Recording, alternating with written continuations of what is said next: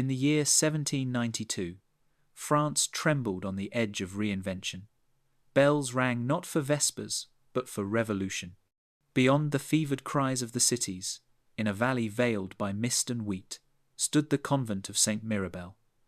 Inside its ancient chapel, 12 sisters gathered for what they knew would be their final hymn. Candles flickered in the damp air, their flames bending with each tremor of wind, as though the world itself were holding its breath. Sister Marianne raised her hand, and the choir obeyed. The first notes rose timidly, then bloomed into the vaulted ceiling, like the last heartbeat of an age about to vanish. Their voices trembled, but did not falter. They sang not to be heard, but to leave something behind, an imprint on the air, a resonance that might outlast silence. Outside, distant gunfire cracked like thunder, the language of a new world being born. Inside, devotion clung to melody as if to survival. When the final chord faded, it did not die. It hovered, fragile and alive, among the frescoes of forgotten saints. Then the great wooden doors closed, sealing the sound within the stone. In that moment, faith was outlawed, music forbidden, and yet the echo endured. It slipped between the walls, into dust, into time itself. No decree could silence it. No revolution could unmake its vibration. The hymn of Saint Mirabel became a ghost, waiting centuries for light to awaken it again. In those days, sound itself had taken sides. The bells that once called the faithful to prayer now tolled for executions, their tones swallowed by the roar of muskets and the chants of the mob. Music, once the voice of the divine, was recast as a weapon of ideology. The new republic demanded hymns not of heaven, but of reason. Songs were rewritten, words purified of superstition, and melodies sharpened to march-time precision. Harmony gave way to rhythm, devotion surrendered to discipline. The voice that once lifted souls now stirred soldiers. And yet, in the convent of Saint Mirabel, the sisters understood what few dared to say aloud, that every revolution must invent its own silence before it can be heard. Within those walls, sound still belonged to the invisible. Sister Marianne saw the change, not as progress, but as erasure, a deliberate unmaking of memory. They wished to silence the air itself, she once told her sisters, her eyes tracing the cracks in the fresco of Saint Cecilia, patroness of musicians. The face of the saint had been blackened by smoke, her lyre half destroyed, yet her painted gaze remained serene, as if to mock the efforts of fire. Outside, men spoke of liberty. Inside, they spoke only in whispers. The soldiers who occupied nearby villages carried drums instead of prayer books. The anthem of the New Age was not a plea for salvation, but a declaration of triumph, loud, relentless, certain. And still the sisters sang. Not loudly, not together, but in fragments, a hum while carrying water, a breath between prayers. Their music was no longer a performance. It had become survival. Each note was a form of defiance, each melody a fragment of resistance against the tyranny of noise. For when faith is outlawed, sound becomes language enough. Sister Eloise, the one who had lost her voice, began to write what she could no longer say. Her quill scratched softly on scraps of cloth, tracing invisible staves in the dark. Sister Celine hid these fragments in the binding of hymnals the soldiers had ordered destroyed. Music became the weapon the world had forgotten, a weapon that did not kill, but endured. So it was that Saint Mirabel stood as an island of forbidden harmony in a sea of shouts and gunfire. The revolution could claim the instruments of state, but not the physics of faith. For the world might replace song with gunfire, but one truth remained. Bullets may silence voices, yet they cannot silence vibration. Sound once born cannot die. It only hides, waiting for those who still know how to listen. The decree arrived folded in crimson wax and arrogance. It bore no signature of mercy, only the seal of the Republic Reason crowned. Faith struck dumb beneath her feet. The paper smelled of gunpowder and ink, as though it had been born in fire. The words were simple brutal and cold. All sacred music is henceforth prohibited. The hymn shall yield to the anthem of reason. Worship is hereby replaced by the celebration of man. The courier who delivered it did not linger. Even messengers feared the echo of their orders. When Sister Marianne unfolded the parchment in the chapel's half-light, a gust of wind extinguished 3 candles. It felt like a judgment. Around her, the sisters stood motionless, the sound of their breathing the only rhythm left. The world had declared war on the invisible. "They call this liberty," Sister Celine whispered, "but it sounds like silence." Sister Marianne said nothing. Her eyes followed the ink, tracing the shape of the forbidden word Deo. She could not remember a time when the name of God itself had been treated like contraband. The following week, soldiers arrived to enforce compliance. They stripped the altar of its silver, seized hymnals, and replaced them with pamphlets of patriotic verse. In place of the organ, they brought a drum.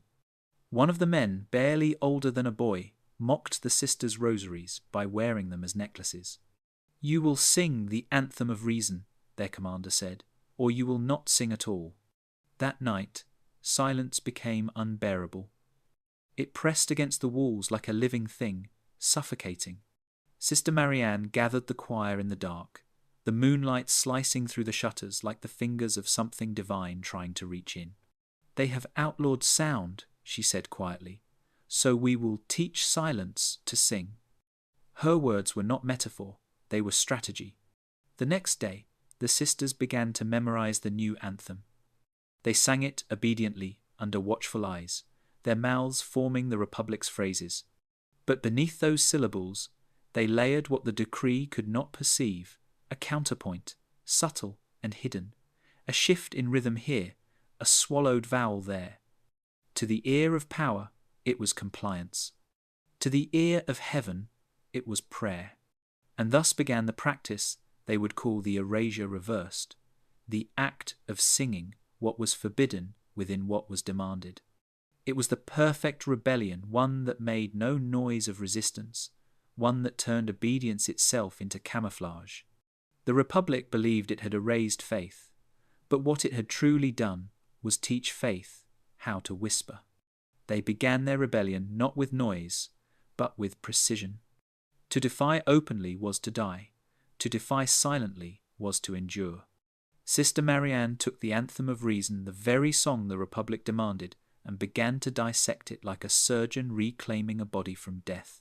"If we cannot change the words," she whispered, "then we will change the soul beneath them." She traced its melodies late into the night, candlelight trembling across her face. Listening for the intervals where divinity might still breathe, it was there, hidden between the rational chords, that she found her opening. The anthem, written to glorify the intellect, followed a strict harmonic march, resolute, predictable, unyielding. But when Marianne inverted its structure, softened one chord, delayed another, it revealed a ghost, the ancient shape of Kyrie Eleison. The sisters gathered in the choir loft after curfew, their breaths clouding in the cold, and rehearsed under the cover of silence. "We will sing what they command," she said, "but we will mean what they have forbidden." Their voices, low and trembling, wove the melody anew, each bar of the anthem carrying a hidden plea for mercy. "Lord, have mercy," disguised as man, "ascend, Gloria reshaped into reason triumphant." The words remained loyal to the Republic, but the vibrations belonged to God. Sister Eloise, voiceless since the illness, became their metronome. Her palm struck her chest softly, setting the tempo like a heart made visible. She could not sing, but she guided them through rhythm alone, her silence transforming into leadership. Sister Celine wrote the altered notations on the back of the decree itself, her blood serving as ink when the quills ran dry. Their defiance became scripture written in vibration. When they sang before the soldiers, the performance appeared perfect. To the guards, it was obedience. To the sisters, it was sacrament. Even the commander, watching from the back, felt something he could not name a quiver beneath the anthem's triumph, a sorrow that did not belong. Some said the walls trembled. Others swore the candles swayed without draught. Afterwards, Sister Marianne gathered her choir in the refectory. "We have given them their anthem," she said, "but it will never truly be theirs." And that night, as rain fell against the windows, they sang again softly, wordlessly, each note dissolving into the hum of the storm. They no longer needed lyrics. The act itself had become the prayer. Through sound, they had achieved what the revolution could never comprehend. They made faith invisible, but indestructible. It was a whisper that betrayed them, one careless breath escaping the walls that had guarded their secret for months. A baker's apprentice claimed he had heard Latin syllables drifting from the convent window during a rehearsal, like the ghosts of the old world humming. The rumour spread faster than truth ever could. Within days, the district commander received word that the Sisters of Saint Mirabel had corrupted the Anthem of Reason with forbidden harmonies. The accusation sounded absurd. What threat could a handful of veiled women pose to a nation of armies? Yet, in times of revolution, even beauty was considered subversion. And so, at dawn, the soldiers came. They burst through the gates with torches, boots striking in unison. The sisters were mid-song, the air trembling with the faint vibration of their hidden prayer. When the doors were forced open, the melody shattered like glass. Sister Marianne lowered her baton slowly, her gaze steady. "Who among you leads this treachery?" the commander barked. "All of us," she replied, her tone neither proud nor afraid, merely factual, like an answer given to history itself. The soldiers searched the convent. They found the altered scores, the blood-written sheets, the marks of Latin vowels hidden behind patriotic lyrics. One soldier, confused, whispered to another, "But it's still their anthem, isn't it?" The commander silenced him with a glance. Rebellion, disguised as obedience, was more dangerous than open defiance. That afternoon, the 12 sisters were taken to the town square. The crowd gathered, eager not for violence, but for spectacle. The commander raised his sword and declared, "Let the people hear the song of reason from those who would corrupt it. They shall sing before us, and prove their loyalty with their voices." A hush fell as Sister Marianne stepped forward. She turned to her sisters, raised her hand once more. The first note cut through the air, pure, unwavering. The anthem began, triumphant and proud. But beneath it, something ancient moved. As their voices joined, the hidden intervals awakened again. The sound was still the anthem, yet it carried another life within it, sorrow wrapped in majesty, prayer hidden in patriotism. Kyrie Eleison. The phrase did not exist in words, but it was there, woven into the breath of every chord. When the final harmony faded, the square remained silent. No applause, no command, only the strange stillness of recognition. Even the commander's hand trembled on his sabre. He could not say why, but for the first time in years, he felt as though he had been forgiven. That night, his men sealed the convent's doors. The choir of Saint Mirabel sang no more. But the air, they could not seal the air. It remembered. By dawn, Saint Mirabel had fallen silent again. The soldiers who returned to the convent to finalize the commander's orders found no one waiting behind its doors. The chapel stood empty, candles extinguished, benches overturned, and the faint scent of wax and smoke hanging in the air. The hymnals lay scattered, pages torn by the wind that slipped through the cracks. But of the 12 sisters, there was no trace. No footprints in the mud, no open gates, no sign of struggle. It was as if they had walked into the sound they had created and simply vanished.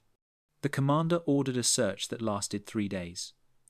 Rivers were dredged, roads patrolled, fields combed by dogs. Nothing. "They must have fled," one officer said. "Or perhaps," the commander replied quietly, "they were taken by what they sang for." He said it not as faith, but as fatigue. Revolution had made even disbelief exhausting. The official report was clinical: 12 female dissidents missing, structure confiscated, premises repurposed. Their names were struck from parish records.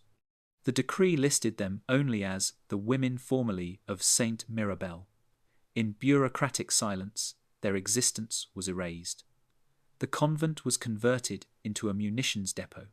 The altar was dismantled to make room for barrels of gunpowder. The choir loft became an observation post. Where once voices had risen in prayer, now hammers and boots echoed metal striking stone like a parody of their hymns. But the soldiers who worked there spoke of strange things. At night, when all was still, the walls would hum faintly, as if remembering. Tools would tremble on their hooks. A low vibration would drift through the corridors, steady and mournful, following no rhythm but that of breath. One man swore that when he dropped a musket, the sound it made was not a clang, but a chord. Years passed. The war devoured its own children. The revolution grew old, then ash. Saint Mirabel endured.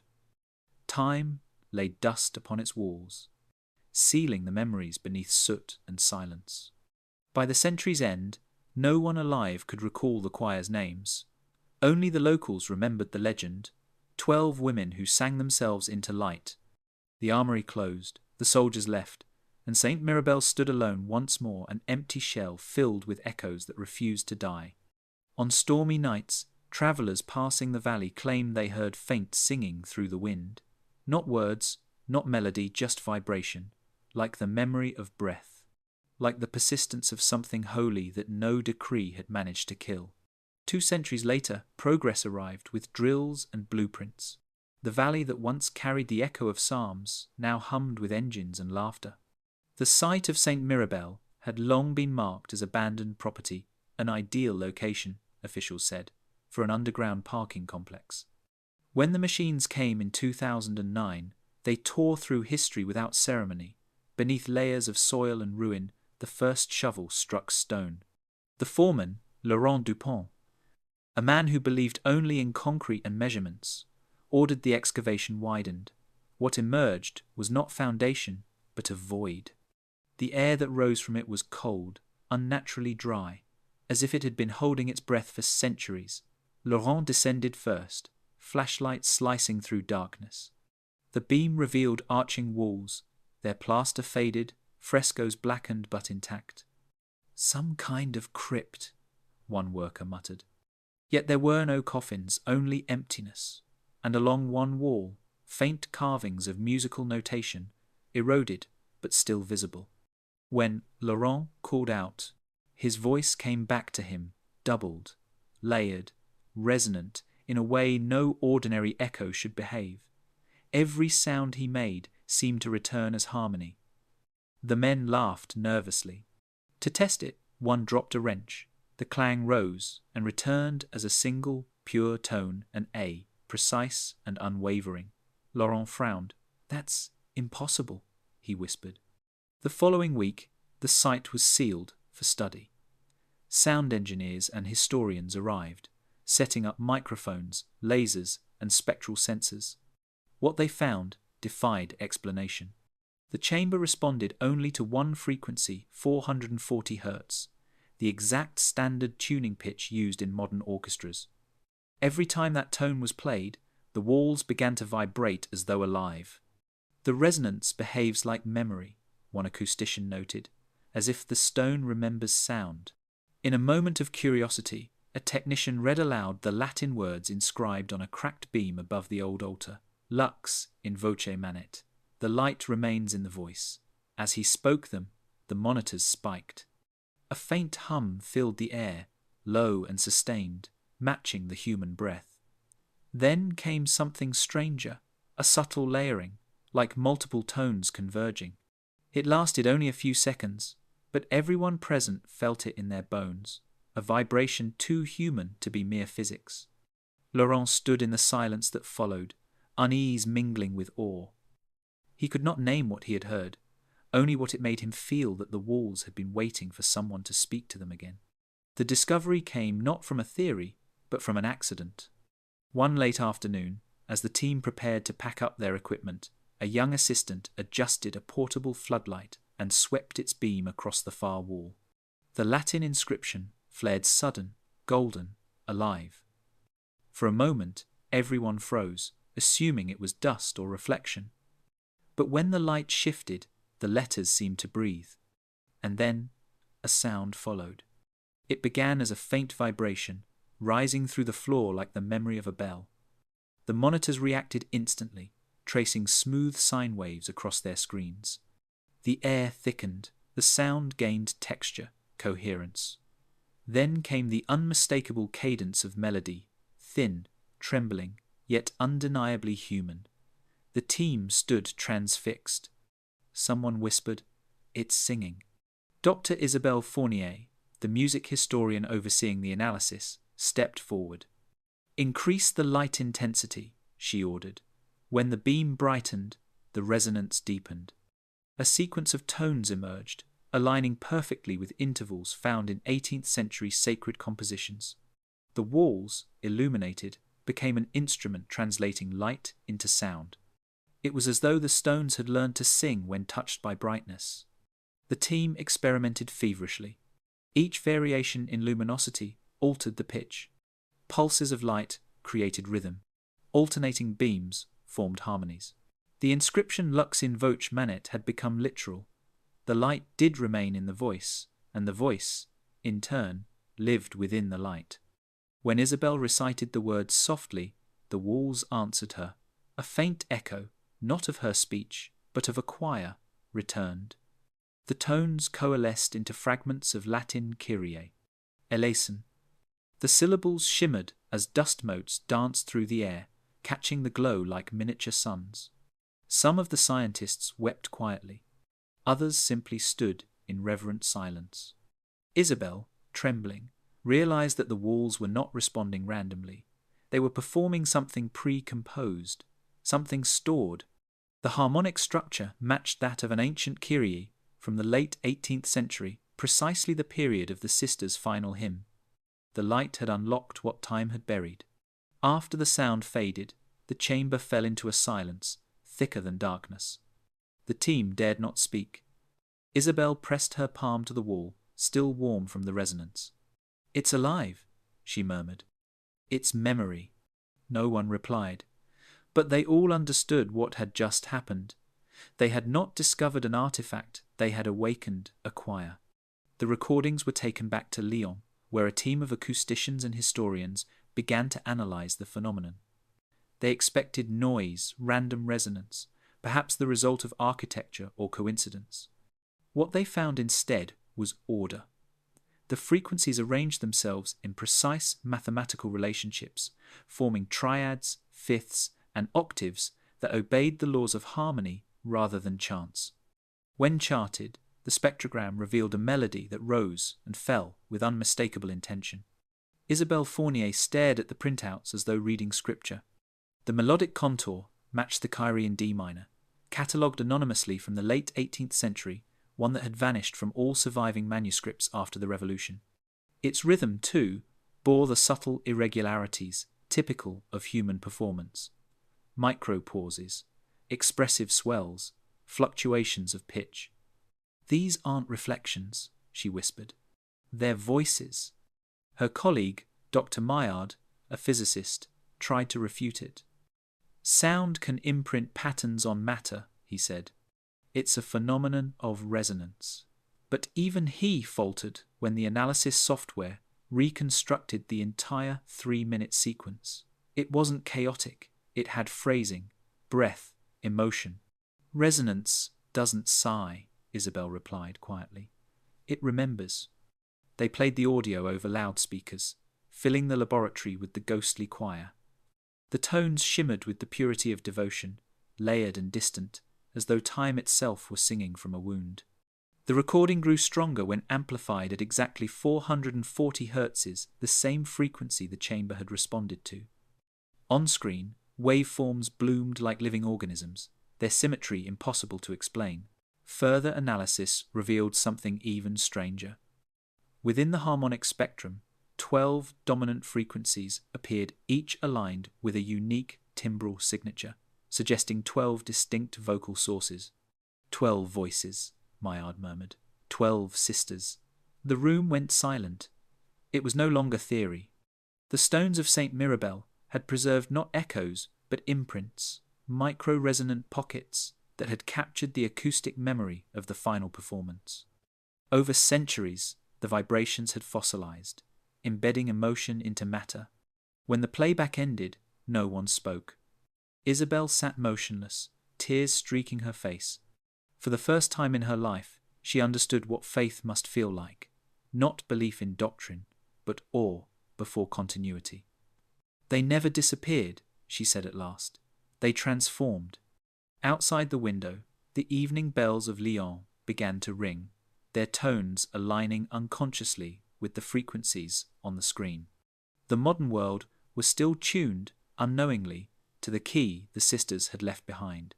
The theory that emerged from Saint Mirabel changed everything. What the world had once considered inert stone, mortar, dust, had become an instrument of memory. The walls of the convent were not dead matter. They were alive with centuries of resonance. Dr. Millard's measurements showed that the limestone contained countless microscopic cavities, each shaped by the pressure and vibration of sound waves. Over time, these pockets had hardened, preserving traces of acoustic frequency like fossils of human breath. "It's as if the walls inhaled their voices," he wrote, "and have only now exhaled." For Isabelle Fournier, the finding was more than scientific. It was philosophical, a vindication of everything the revolution had tried to erase.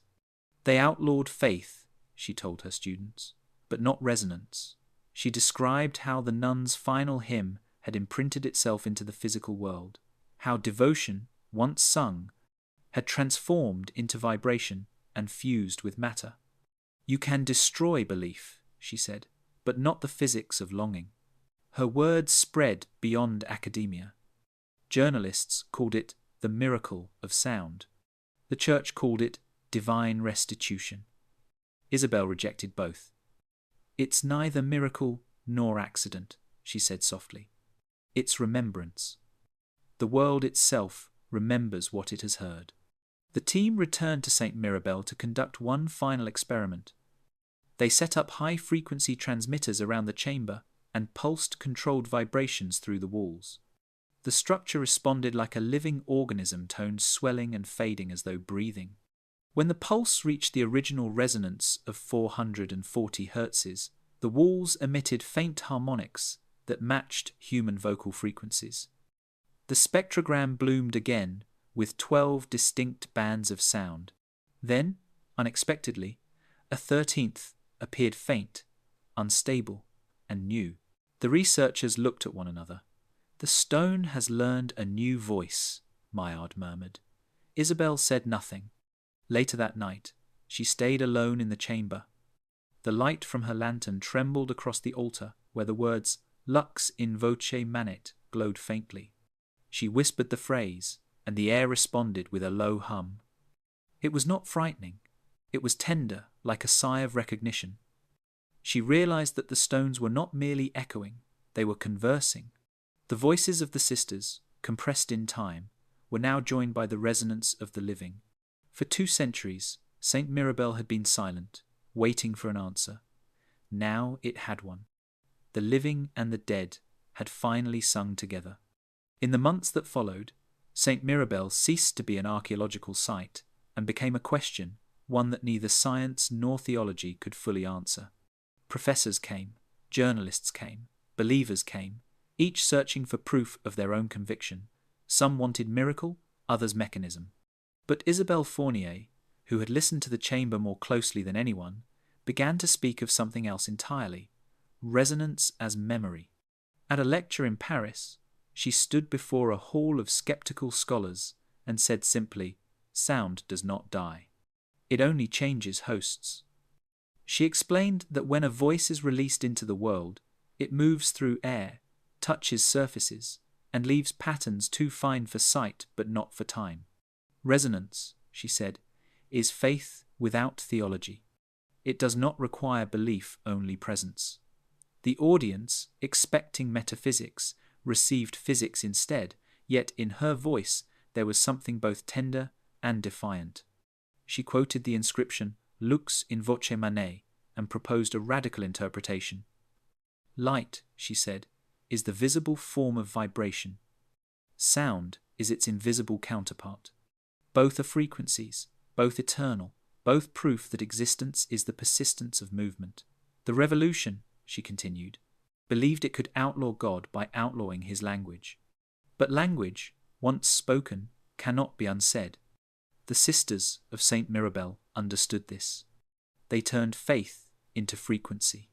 That night, she returned to her hotel and wrote in her journal, "They did not sing to be heard, they sang to survive acoustically." She realized that every act of meaning, every word, every kindness, every cruelty enters the universe as vibration. Some fade quickly. Others, like the hymn of Saint Mirabel, find shelter in matter and wait. The idea unsettled people. It stripped away the boundary between miracle and responsibility. If the world remembers everything it hears, then every word becomes a seed. The chamber was not divine justice, it was consequence. When asked later by a reporter whether she believed the sisters had intended such immortality, Isabel smiled faintly. Perhaps not. Perhaps they only meant to be faithful. But faith, she said, is resonance in its purest form. It trembles even when no one is listening. Outside, the bells of Paris rang the hour. Their sound folded into the wind, dispersing across stone and river. Somewhere, imperceptibly, another wall began to listen. It was the technician, not the scholar, who heard it first. Marc Lenoir, a sound engineer from Marseille, had been tasked with digitizing the raw recordings from Saint Mirabel, hundreds of hours of spectral data that most found tedious. Alone in the lab after midnight, he listened through headphones, adjusting levels and removing interference. The hum of machinery blended with the faint static of the old chamber. Then, amid the noise, something shifted. He froze. A faint tone emerged, fragile, unearthly, like a thread pulled through darkness. It rose in pitch, trembled, and then, unmistakably, formed into human harmony. 12 voices, thin as breath, but aligned in impossible precision. They sang only a single phrase, Kyrie Eleison. The words seemed to expand inside him, echoing not in the room but in his chest. The sound was ancient, but it felt alive. Mark increased the volume slightly, afraid the magic would vanish. The voices swelled, soft, mournful, serene. And then, just as suddenly, they stopped. What followed was silence. Yet that silence was not empty. It pulsed. It resonated. He could hear his own heartbeat sinking with the space between the echoes. The waveform on the screen still moved, faintly, recording nothing but air, and yet it carried meaning. He took off the headphones, tears already blurring his sight. He had spent years mastering acoustics, mapping frequencies, correcting imperfections. But this imperfection was the most perfect sound he had ever heard. It was not music meant for ears, it was remembrance, the sound of what remained after everything else had been taken. He replayed the track again and again. Each time, he noticed less of the notes and more of what followed them, the stillness that came after. That stillness held the weight of faith, of fear, of surrender. It was the moment the sisters had given themselves to time. He understood then what Isabel had meant when she said, "Resonance is faith made visible." Mark shut off the equipment, the room dim except for the flicker of the monitor. He sat there for a long while, listening to the nothing that was not nothing at all. When he finally spoke, his voice cracked with awe. "Silence," he whispered, "is the hymn." Outside, the night wind brushed against the glass, carrying with it a faint vibration, a remnant of something eternal, circling back once more to be heard. The following morning, Mark brought the recording to Isabel. She listened without expression, eyes closed, fingers pressed lightly against her temples, as if to steady the weight of what she was hearing. When the final silence arrived, she kept listening. Minutes passed before she opened her eyes. "Do you hear it?" she asked quietly. Mark frowned. "Hear what?" "The continuation," she said. "It hasn't stopped. We only stopped listening." She turned up the gain, amplifying what appeared to be empty space. Beneath the silence, lay the faintest frequency, an infinite sustain, so low it trembled more in feeling than in sound. The wave oscillated with the rhythm of a human heartbeat, exactly 60 beats per minute. The room filled with a soft, living pulse. It was neither music nor echo. It was existence, distilled. Isabel smiled faintly. "That's what they left us," she whispered. "Not melody, continuity." She explained that when the sisters sang their final hymn, they didn't simply leave sound behind, they fused themselves with time. Every vibration, once created, becomes part of the atmosphere, endlessly propagating, diminished yet eternal. Somewhere, always, the hymn continues. "Nothing dies completely," she said. "It only changes frequency." For Mark, the idea was unbearable in its beauty.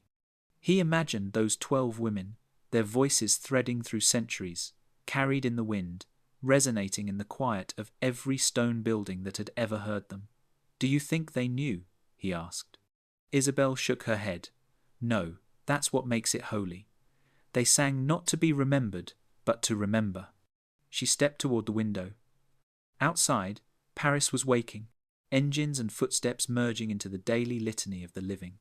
Yet beneath it all, she sensed another rhythm, slower and deeper, pulsing like an underground river, time itself, singing. When the news of Saint Mirabel reached the world, people debated its meaning. Some called it coincidence, others miracle. But to those who truly listened, it was something else, a reminder that silence is not the absence of sound, but its completion. Every note, every cry, every whisper finds its way back into the universe. The sisters' final act was not to defy death, but to harmonize with it. That evening, Mark returned home and left his windows open. The air hummed faintly, imperceptibly, in the same key as the recording. He smiled, through tears, understanding at last what time itself had been trying to teach humanity since the beginning, that everything sung in truth becomes infinite. In the weeks that followed, the Saint Mirabel recording travelled the world. It played in museums, concert halls, even through the static of late-night radio, yet each playback sounded different. Some heard harmony, others interference. But for those who truly listened, the distinction dissolved. What they heard was light. Not metaphorical light, but something luminous within sound itself, an invisible brightness woven through vibration. Scientists struggled to explain it. The recordings, when analysed spectrally, revealed faint bands of radiation invisible to the eye, as though the sound carried its own illumination. When Isabel returned to the convent, she carried with her a small prism. She wanted to test a theory that light could again awaken what had once been born of light. As dusk fell, she placed the prism on the altar and let the last rays of the sun scatter across the walls. The Latin words reappeared, glowing faintly. Lux in voce manet. The chamber trembled, almost imperceptibly, and a tone rose once more. Not as before, no choir, no melody, only a single thread of pure resonance that seemed to merge with the light itself. The room became a sea of colour. Beams refracted, shimmering through dust like fragments of stained glass. In the interplay of motion and hue, Isabel felt the air thicken, as if filled with presence. For an instant, she saw them, the 12 silhouettes, faint as reflections on water, standing where they had once sung. They did not move, did not speak. They were not ghosts. They were frequencies given shape by memory. She bowed her head, overcome not by fear, but by awe. When the light dimmed, the figures faded. The resonance softened until it was indistinguishable from silence. Isabel whispered into the stillness, "You never left." The air quivered in reply, a single tone, gentle, almost kind. Later, she wrote in her notes, "Light is the last confession of sound. When sound dies, it becomes brightness." The phrase spread among her peers, inspiring essays, debates, art installations. Yet none of them understood the simplicity of what she had witnessed. that light and sound were two halves of the same mercy. In that final evening at Saint Mirabel, the sun sank and the chamber grew dark. But as the last line of gold retreated across the floor, Isabel saw one more shimmer of the inscription, faint yet eternal. Lux in voce mane. The light remains in the voice.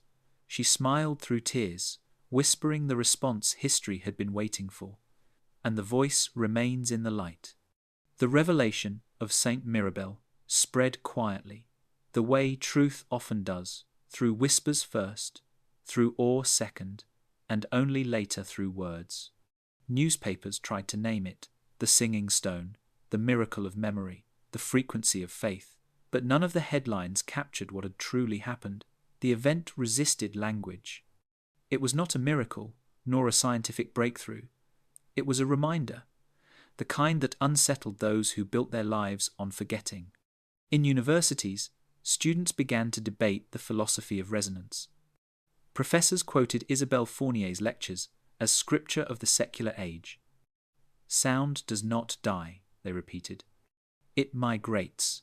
Artists projected light onto walls and recorded their hums, calling it vocal archaeology. Composers began tuning their orchestras to 440 hertzes, not for technical accuracy, but as homage, an act of reverence for voices that had refused extinction. Even children, in schools across France, were told of the nuns who sang beneath tyranny and whose song had outlasted empires. But not everyone received it as beauty.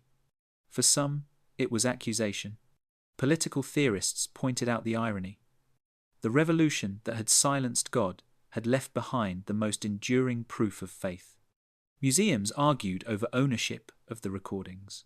The Church wanted canonization. The Republic wanted to declare the phenomenon cultural heritage. Isabel, caught between both worlds, refused to choose. The sound belongs to neither heaven nor state, she said. It belongs to what listens. Meanwhile, scientists continued to study the convent. They discovered that each stone of Saint Mirabel resonated slightly differently, as though every piece carried its own voice. Together, they formed a collective harmony, a choir embedded in matter. This finding sparked new fields of research into acoustic memory and vibration-based data preservation.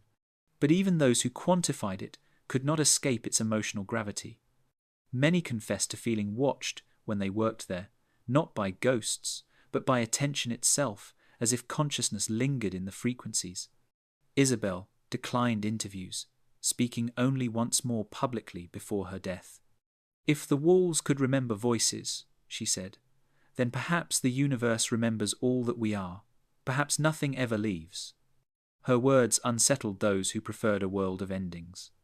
They forced people to see continuity where they had worshipped decay. After her passing, the site of Saint Mirabel was declared a place of cultural silence. No music was to be played there again, only light allowed to enter through the fractured ceiling. Visitors reported hearing faint tones when they walked steps echoing in A, D, and F sharp, the same triad as the original Kyrie. Some left flowers, others tears. All left quieter than they had arrived. The story of the hidden choir spread beyond France. In distant countries, where memory was also forbidden, people began to hum softly in defiance. Low notes, simple intervals, believing that even if they were silenced, the air would keep their truth. Resonance became a form of resistance. To sing, even in thought, was to exist beyond censorship. And so, 3 centuries after the revolution that sought to purify the world of its mysteries, a convent's last chord returned to remind humanity of its oldest law, that every act of suppression creates its echo.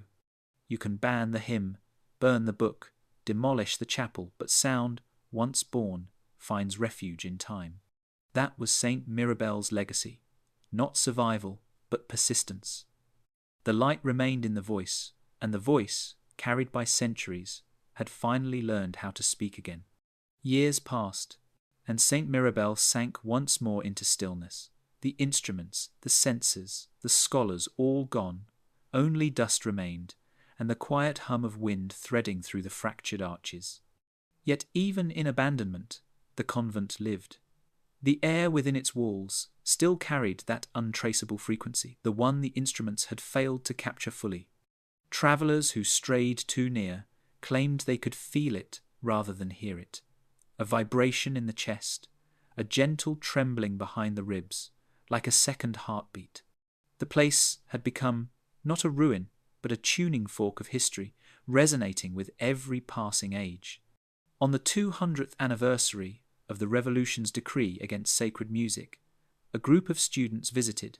They brought no equipment, only candles. They stood in the nave and whispered the words Isabel had made famous. Sound does not die. It migrates. As the last syllable faded, something shimmered faintly across the wall. A pulse, no brighter than breath, echoing from the old inscription, Lux in voce manet. None of them moved. Then one student, overcome, began to hum softly, a single note in A. The others joined, tentative at first, then certain. The sound rose and filled the space, warm and trembling. And there it was again, the response. The walls answered. The vibration grew, delicate but alive, harmonizing with the young voices. No melody, no words, only resonance. For a fleeting moment, centuries collapsed. The student song wove with the stored frequencies of the sisters, bridging two worlds in one breath. It lasted only seconds, but in that instant, time became circular. The beginning touched the end.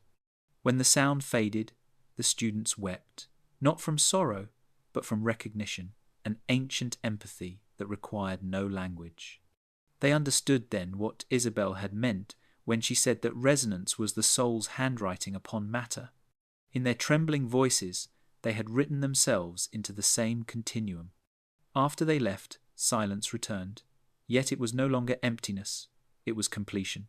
The chamber rested as if satisfied, the way a body exhales after prayer. Dust settled back into place. The moonlight crossed the altar, touching the engraved Latin for the 1000th time. Lux in voce manet. Far beyond the valley, cities roared, wars rose and fell, empires spoke and were forgotten. But in the rhythm of wind, in the pulse of engines, in the murmur of the living world, the same frequency whispered beneath everything 440 hertzes, the eternal heartbeat of resonance. It was the earth itself, remembering the song of its own breath. If one were to stand in the valley at dusk and listen carefully, not with the ears, but with the bones, they might still hear it, a faint hum threading through the wheat, the echo of a choir that never truly left. Time had absorbed their hymn, turned it into its own pulse. Saint Mirabel no longer belonged to religion or science or nation. It belonged to time, and time, like any good choir, never forgets a note once sung in truth. In the end, there was no end, only return. The voices of Saint Mirabel did not vanish into the past. They were absorbed into the physics of being. What once lived as harmony now existed as pulse. The convent itself, its stones, its dust, its still air, had become a living score, played not by instruments, but by time. No historian could name the sisters anymore. The archives had long ago surrendered their pages to decay, but their anonymity had become their eternity. They were not individuals now, but resonance itself. Every whisper of wind across a chapel, every bell's vibration over the hills carried their essence. They had ceased to belong to history and entered into continuity. The revolution that silenced them believed it was killing a sound. It had only released it. For what is music but organized time, and what is time but sound slowed into matter? Faith, reason, empire, all fade, but vibration remains. It is the heartbeat of the invisible. The air does not forget. At dusk, when the light turns the valley gold, the ruins of Saint Mirabel lie quiet. Yet to those who pause, there is something else, a hum beneath perception, steady and kind. It is not loud. It does not demand belief. It is simply there, like breath. The valley itself seems to exhale. Wheat bends, birds fall silent. The air trembles. The song begins again. No words accompany it, no lyrics survive. But in that wordless sound lies everything that was ever meant by faith, a reaching toward meaning through the act of being heard. The world listens because it, too, is made of the same trembling. And somewhere, far beyond hearing, the sisters are still singing not as ghosts, not as memory, but as physics, as resonance, as light shaped into mercy. Theirs was not a defiance of death, but an agreement with it, a covenant that silence and sound must coexist. Now their hymn belongs to time. It carries no doctrine, no command, only understanding. It teaches what all revolutions forget, that destruction is temporary, but vibration eternal. The echo outlasts the event. The note endures beyond the hand that played it. In the hush that follows the wind, one truth remains the only inscription worth carving into the air, the only theology the stones of Saint Mirabel ever needed to prove.